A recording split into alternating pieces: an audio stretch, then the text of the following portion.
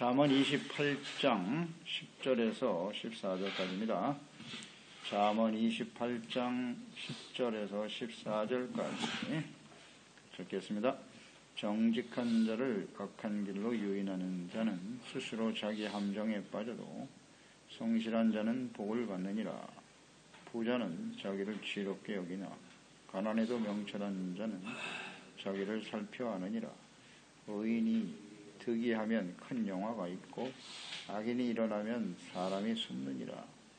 자기의 죄를 숨기는 자는 형통하지 못하나 죄를 자복하고 버리는 자는 불쌍히 여김을 받으리라. 항상 경외하는 자는 복되거니와 마음을 완악하게 하는 자는 재앙에 빠지리라. 아멘. 항상 여호와를 경외하는 자의 복. 오늘 14절 말씀에 항상 여호와를 경외하는 자가 복을 받는다. 받는 복이 무엇인고 어떤 유혹을 받아도 이겨낼 수 있다는 것입니다. 이 세상에는 악한 자들의 유혹 가득하죠.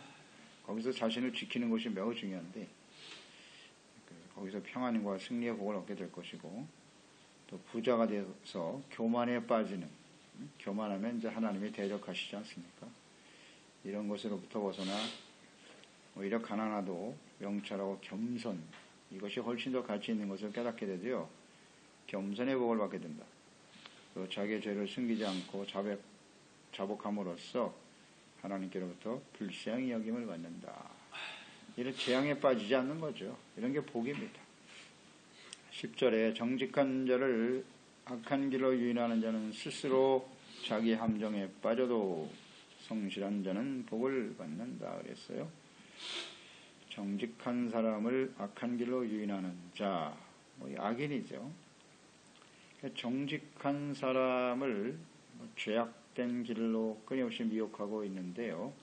그런 사람은 결국 자기가 판 함정에 자기가 빠지게 되어 있습니다. 정직한 사람은 어떤 사람이죠? 우리가 잠언서 말씀 묵상하면서 아주 중요한 단어입니다. 이 정직이 바로 지혜거든요. 지혜의 본질이 정직이에요. 정직이란 똑바로 간다는 것, 똑바로 간다는 뜻인데 좌로나 우로나 치우치지 않는다는 거죠. 그래서 정직한 사람은, 똑바로 가는 사람은 삶의 기준, 목표가 분명하다.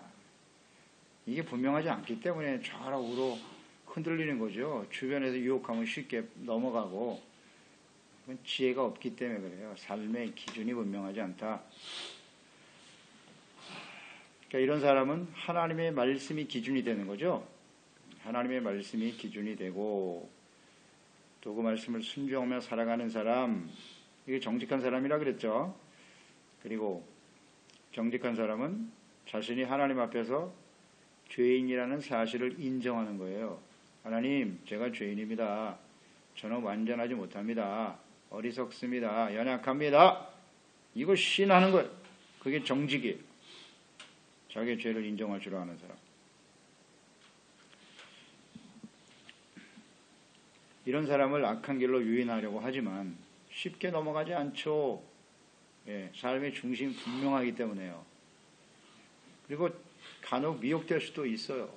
미혹될 수도 있지만 자신이 잘못된 길을 가고 있음을 빨리 깨닫고 회개하고 돌이킬 수 있어요. 정직한 사람. 그렇기 때문에 결국 재앙에 빠지지 않아요. 이건 아주 분명하죠. 지혜가 없는 사람은 정직할 수가 없어요. 하나님의 말씀을 모르는 사람은 정직할 수 없음. 이 약한 세상의 유혹에 쉽게 빠질 수밖에 없어요. 그래서 이렇게 정직한 사람, 성실한 사람을 자꾸 미혹하지만 자기가 판 함정에 빠져요. 이런 내용들은 성경에 가득하죠. 다니엘을 미혹했던, 죄짓게 만들려고 했던 다른 총리들도 자기 함정에 빠졌고, 정직하고 성실한 모르드게를 죽이려고 했던 하만 총리, 자기가 높이 달린 모르드게를 죽이기 위해서 세운 장대에 자기가 달려 죽지 않습니까? 이건 아주 분명하죠. 그러니까 함정에 빠지지 않는다. 그 시편 7편에 보면 이 말씀이 잘 나와 있는데요. 다윗이 환난 중에 깨달은 지혜입니다. 다윗 7편 14절 15절에 보면 악인이 죄악을 낳음이며 재앙을 베어 거짓을 낳았도다. 그가 웅덩이를 파 만들며 죄가 만든 함정에 빠졌도다. 이런 고백을 하거든요. 그러니까 다윗은 사실 어떤 면에서 보면 죄 없이 고난을 당하지 않습니까? 많은 박해와 신을 당하고 있는데 그 공격을 하는 상대방이 결국 그 함정에 자기가 빠지더라는 거죠. 그러니까 이 삶, 많은 연단의 시간, 환난의 시간을 지나면서 다윗이 스스로 하나님과의 관계 속에서 체득한 지혜입니다. 그가 이렇게 자기 바르게 살려고 하는 자의 웅덩이를 판 사람들이 거기에 빠지는 것을 확신할 수 있었던 이유가 뭐냐면 그 시편 7편 10절로 12절에서 발견할 수 있어요. 나의 방패는 마음이 정직한 자를 구원하시는 하나님께 있도다. 하나님은 의로우신 재판장이시다. 매일 분노하시는 하나님이시로다. 사람이 회개하지 아니하면 그가 그의 칼을 가시며 그의 활을 이미 당기어 예비하셨도다. 시편 1편에서도 우리가 볼 수 있는 거죠. 악인은 바람에 나는 겨와 같아서 절대로 하나님의 심판을 견디지 못한다. 그러니까 삶의 기준이 분명해요. 하나님은 의의 재판장이다. 내가 지금 억울한 일을 당하지만 저들이 나를 모함하고 덤벼들지만 저들은 반드시 하나님의 진노의 심판 앞에 설 것이다. 여기에 대한 확신이 있는 거죠. 그러니까 그들이 뭐 무슨 이야기를 하고 고통스럽게 하고 힘들게 해도 전혀 요동하지 않아요. 흔들리지 않아요. 위협하고 말이죠. 그렇습니다. 하나님은 의로운 재판장이시고요. 정직한 자를 구원하시는 하나님이십니다. 회개하지 않는 자는 칼을 가신다잖아요. 반드시 하나님께서 공의로 대하신다. 이걸 알았기 때문에 그들이 판 웅덩이에 나는 결코 빠지지 않고 오히려 그들이 빠질 것이다. 악한 자들이 하나님의 심판 앞에 서게 된다는 거예요. 이게 참 간단한 진리인데 이것을 삶을 통해서 체득하는 거예요. 깨닫게 되는 거예요. 이것은 다윗처럼 우리 삶의 현장에서 끊임없이 갈등하는 부분이잖아요. 그냥 잠깐만 좀 죄악과 타협하면 내가 좀 편안할 수 있고 더 나을 수 있다고 하는 유혹이 얼마나 많습니까? 거기서 하나님의 진리의 말씀을 붙들고 정직하게 나간다는 것은 참으로 어려운 일이에요. 하지만 그렇게 해보았더니 그 힘 있는 자들이 어떻게 해서든지 하나님을 바르게 섬기고 의를 행하려고 하는 사람들을 죄짓게 만들고 넘어뜨리게 하려고 하거든요. 자기들과 같은 수준으로 끌어내려서 이전투구하게 만드는 것이 사탄의 역사 아닙니까? 그리고 끊임없이 정죄해야 되겠죠. 근데 거기 한번 걸려들면요, 쉽게 빠져나가기가 어려워요. 근데 그것도 이렇게 하나님을 바르게 아는 사람은 회개하고 돌이킬 수 있어요. 그게 온전한 지혜로운 자예요. 정직한 사람이겠죠. 그러니까 하나님의 방패가 되어주시는 등 그래서 안전하게 지켜주시고 승리하게 하시며 평안의 복을 누리게 하신다. 이런 게 복이잖아요. 항상 하나님을 경외하는 자. 미혹에 빠지지 않는다.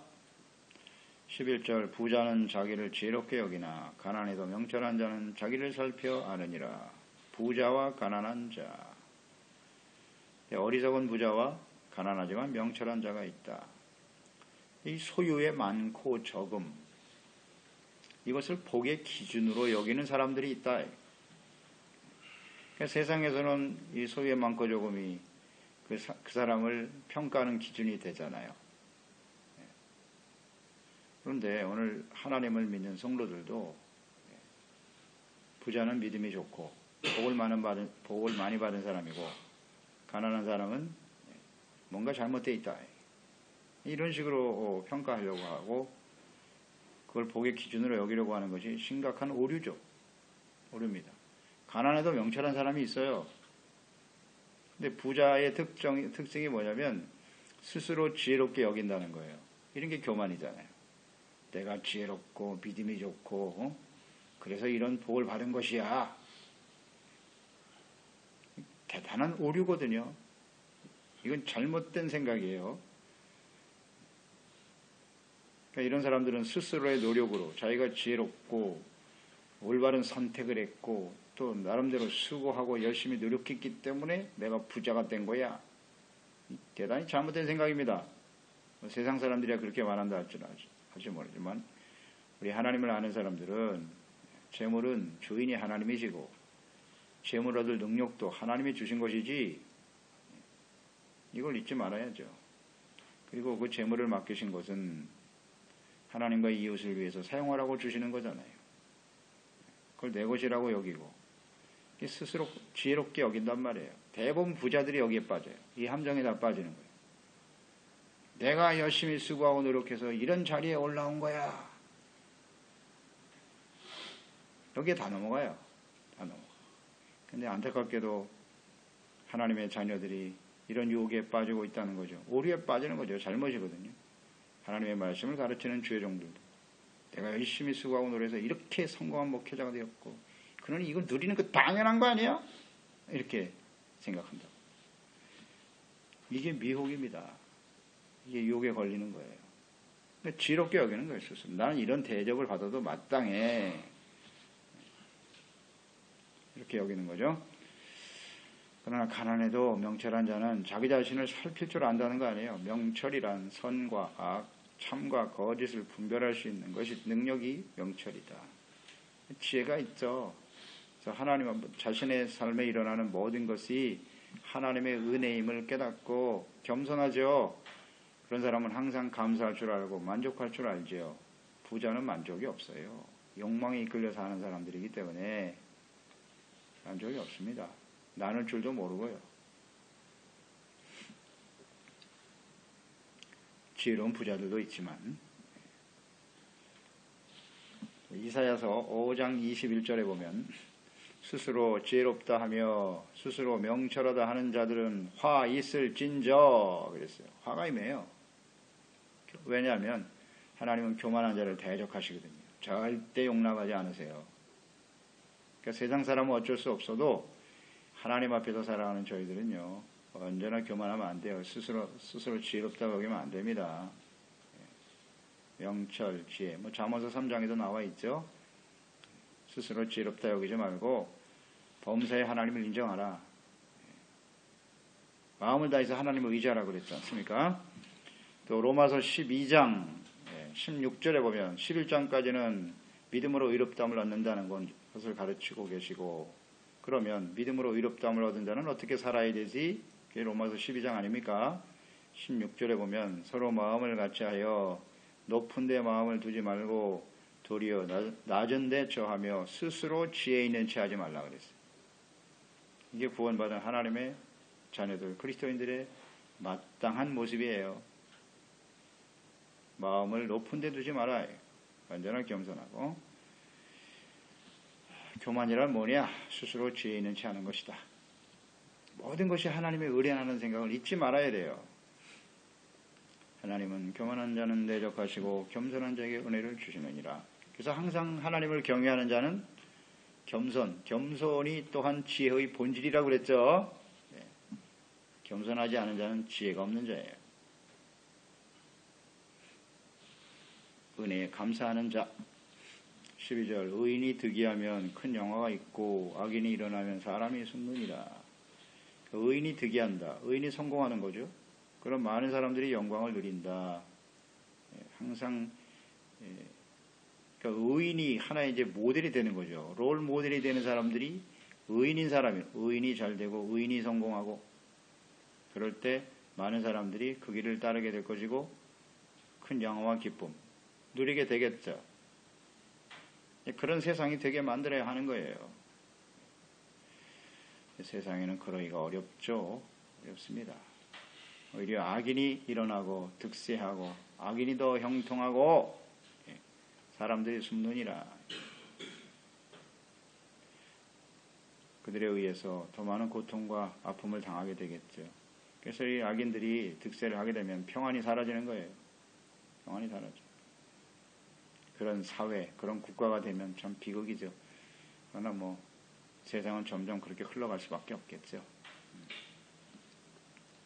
그래서 항상 하나님을 경외하는 자는 그래서 이 큰 영화를 얻게 된다고 그랬잖아요. 이런 사람들이 의를 소중하게 여기고 그것이 자기 개인의 인생일 수도 있어요. 우리가 의로운 자로서 하나님 앞에 바르게 서게 될 때 하나님이 우리를 높이시죠. 그게 빛된 삶이라 그랬잖아요. 의가 빛된 삶이고 너희의 착한 행실을 사람 앞에 비추어 많은 사람으로 하나님께 영광을 돌리게 하라. 늘 묵상되는 바입니다. 의로운 삶을 통해서 하나님께 영광을 나타내는 거지 부자가 되고 성공한다고 해서 영광을 나타내는 것은 아니에요. 우리 인생의 큰 영화는 뭐냐? 그것이 DCI, 의입니다. 의. 항상 우리의 마음과 생각 속에 우리의 인생에 의가 득이하게 만들어야 돼요. 의가 승리한다는 사실을 보여줘야 돼요. 그것을 가지고 끊임없이 도전하며 살아가야죠. 세상이 악하긴 한데요. 그래도 의를 가지고 득이하는 사람을 굉장히 소중하게 여겨요. 사람들의 마음속에는 하나님이 심어준 양심이 있기 때문에 자기는 그 일을 하지 못해도 그 의로운 자를 보면 귀하게 여기는 법이에요. 그래서 하나님을 바르게 섬기고 의를 행하는 사람들이 박해와 핍박을 받을 수 있을지 모르지만 사람들이 그런 사람들을 귀하게 여기는 겁니다. 그건 틀림없어요. 하나님의 영광을 볼 수 있기 때문에 함부로 못해요. 그런 사람들. 13절 자기의 죄를 숨기는 자는 형통하지 못하나 죄를 자복하고 버리는 자는 불쌍히 여김을 받으리라. 뭐 놀라운 은혜죠. 이게 진리입니다. 이걸 알고 살아야 돼요. 자기 죄를 숨기는 자는 숨기는 자 그러니까 죄를 인정하지 않는 것이죠. 또 완강히 부인해요. 부인하거나 또 변명하는 사람. 절대 형통하지 못합니다. 그것이 오래 갈 것 같죠? 계속 숨겨질 것 같죠? 그렇지 않아요. 다 드러나게 돼 있어요. 늘 말씀 묵상하면서 깨닫는 바지만 세상에 하나님이 안 계신 것 같죠? 하나님이 계십니다. 공의의 하나님이 살아계셔요. 다 드러나게 하십니다. 그런데도 끝까지 거부하죠. 변명하고 법적인 증거가 다 드러나는데 끝까지 부인하고 있잖아요. 이 사람은 악인이에요. 악인. 절대로 형통할 수 없고요. 그렇지 않겠어요? 하나님이 계신데. 그러나 죄를 자복하고 버리는 자 불쌍히 여김을 받을 수 있어요. 근데 끝까지 부인하죠. 왜냐하면 자신이 그 죄악으로 인해서 얻은 명예, 그 죄악으로 얻은 무슨 재물, 결국 그것이 자신의 인생의 목적인 사람들이기 때문에 끝까지 부인할 수밖에 없겠죠. 그럼 결국 수치를 당하게 되는 거예요. 수치를 당하게. 어리석죠. 그게 영원히 숨겨질 것 같습니까? 그렇지 않아요. 왜냐하면 하나님은 우리의 마음을 감찰하시는 분이기 때문에 절대 숨겨질 수 없어요. 뭐 세상 사람들은 이 길을 피할 수가 없을 텐데 하나님의 자녀라고 하는 사람들이 이렇게 끝까지 죄를 숨기고 변명한단 말이에요. 참 부끄러운 일입니다. 절대 잘 될 수 없어요. 이것을 깨달은 사람이 다윗 아닙니까? 시편 33편 13절 15절 여호와께서 하늘에서 굽어보사 모든 인생을 살피시니요 곧 그가 거하시는 곳에서 세상의 모든 거민을 굽어 살피시는도다. 이거 어떻게 알았죠? 예? 이 다윗 참 구구절절히 잠언서 말씀 묵상하면서 다윗이 얼마나 지혜로운 사람인지를 알겠어요.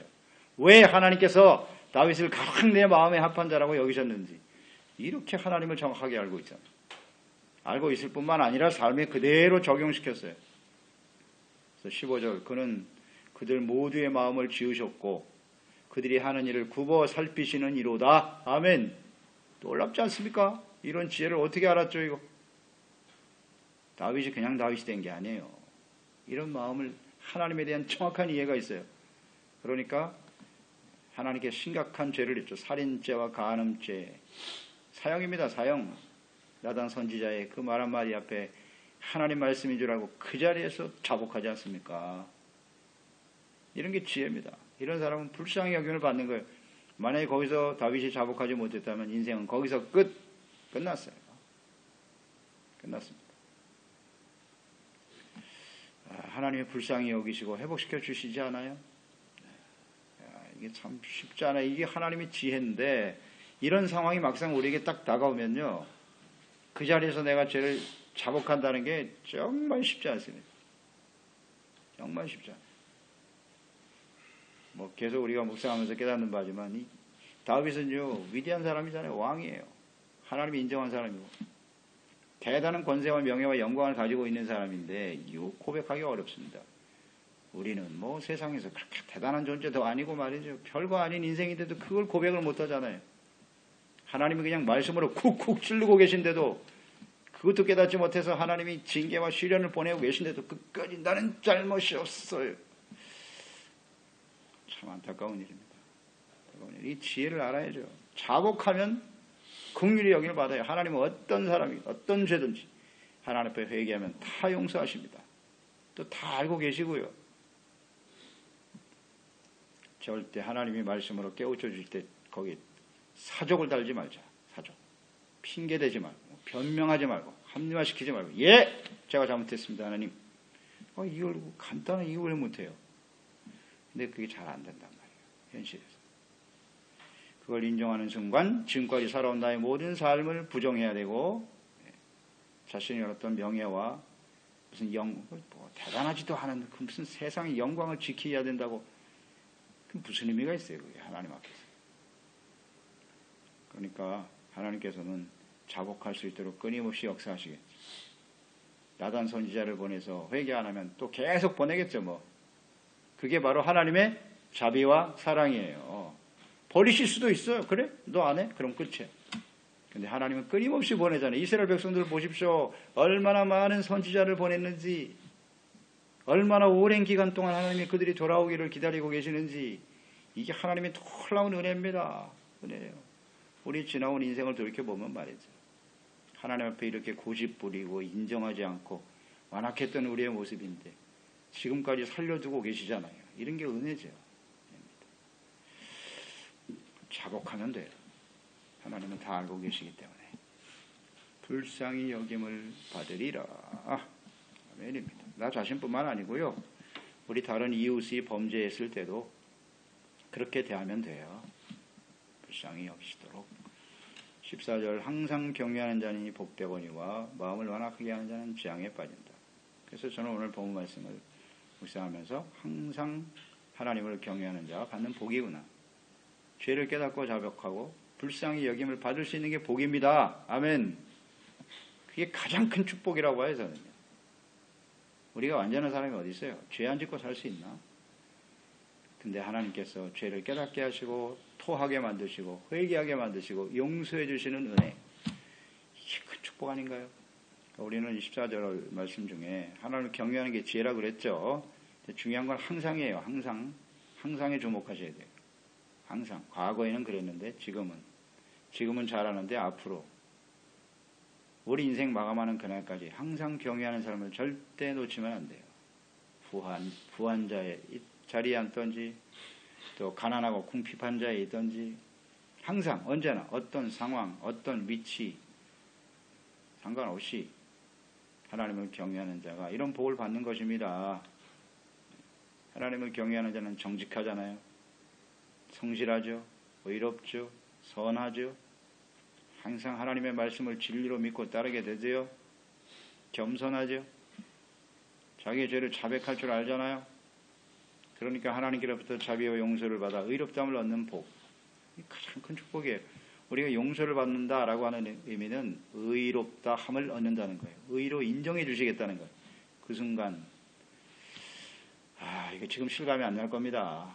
하나님 앞에 서보세요. 그 의가 없는 사람은 막 추풍 낙엽입니다. 바람에 나는 개와같이 다 쓸려 나가는 거예요. 의만이 우리의 삶을 지탱해 준다고 하나님 앞에서 예수 그리스도로 말미암아 의롭다함을 얻은 축복이 얼마나 큰 것인가를 깨닫게 될 거예요. 그날에 주님 앞에 서는 날. 그러니까 평소에 끊임없이 말씀을 묵상하면서 죄를 버리고 용서함 받고 의롭다함을 얻는 이것이 얼마나 큰 축복이에요. 두렵고 떨리는 마음으로 항상 복종함으로 하나님의 말씀 앞에서 자기 자신을 살피는 게 복이죠. 그러나 마음을 완악하게 하는 자는 재앙에 빠진다. 마음이 완악하다는 건 절대 회개 안 한다는 거예요. 잘못을 인정 안 해. 이게 완악한 사람이죠. 재앙이 무엇입니까? 재앙이란 긍휼이 없는, 딱 정리해 놓으세요. 재앙이란 긍휼이 없는 심판을 받는 것이다. 이게 재앙입니다. 지혜로운 사람은 회개하고 돌아서서 그 재앙에 빠지지 않아요. 언제든지 용서받을 수 있으니까. 근데 끝까지 완악하고 인정하지 않으니까 결국 긍휼 없는 심판 앞에 떨어져요. 우리가 에스겔에서 보았잖아요. 하나님의 백성들임에도 불구하고 끝까지 돌이키지도 않고 완악하니까 내가 너희를 다시는 긍휼히 여기지 아니하리라. 이스라엘 역사 속에 계속되어 왔던 하나님의 안타까운 마음이죠. 그런데도 다시 회복시켜 주시잖아요. 그것이 하나님의 큰 은혜입니다. 이 지혜, 하나님을 경외하는 자들로서 항상 경외함으로 받는 이 복과 은혜를 누리며 증거하는 종들이 되어야 하겠습니다. 기도하겠습니다. 하나님 아버지, 오늘도 주님의 말씀을 통해서 하나님의 지혜를 얻게 해주시고 깨우쳐 주심을 감사드리옵나이다. 하나님이여, 우리가 인생을 살아가는 동안 정말 가치 있고 소중한 게 무엇이겠습니까? 항상 하나님을 경외하는 거요. 겸손하고 정직하고 성실하고 신실된 모습으로 하나님의 말씀이 우리의 삶의 분명한 기준이 되어 목표가 되고 가치 우선순위가 되어 살아갈 때 많은 세상의 유혹이 있지 않습니까? 그런 유혹 중에서도 하나님이 우리를 지켜주시고 의를 행하는 자는 반드시 하나님께서 함께 하시고 우리를 통해서 많은 사람들이 영화를 누리게 되고 기쁨과 평안을 얻게 하는 것임을 우리는 확신합니다. 그리고 하나님 앞에서 정직히 자기의 죄를 자복할 줄 알므로 말미암아 늘 불쌍히 여기시는 은혜로 살아가는 복된 인생이 되는 것이죠. 마지막 순간까지 우리가 절대 교만하지 말고요. 스스로 지혜롭다고 여기는 교만한 자가 되지 않고 겸손하게 주님을 경외하고 섬기는 신실한 종들이 다 되게 하소서. 예수님의 이름으로 기도드리옵나이다. 아멘. 잠언 28장